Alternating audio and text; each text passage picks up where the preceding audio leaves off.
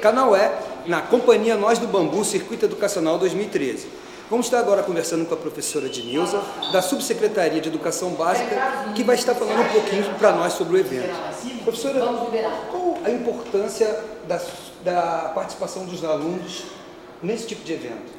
Olha, é muito importante pelo seguinte, porque muitos desses nossos alunos não têm oportunidade assim, de frequentar um teatro, né?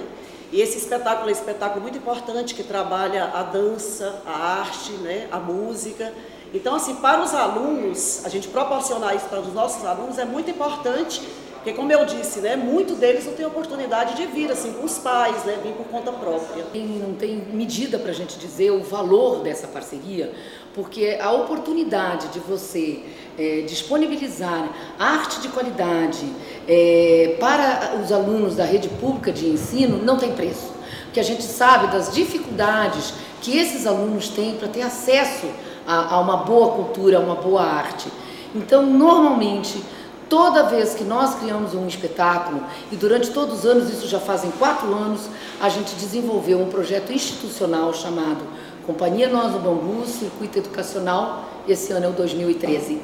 E a gente tem essa parceria com a Secretaria de Educação, que foi maravilhosa para nós, que seleciona as escolas, que traz os ônibus, que dá o lanche, e a gente oferece a nossa arte. Esther, fala um pouco para mim como é estar vindo aqui participar desse evento hoje. Eu acho muito interessante porque o teatro é uma coisa muito legal, uma arte, até um pouco de cultura, acho muito legal.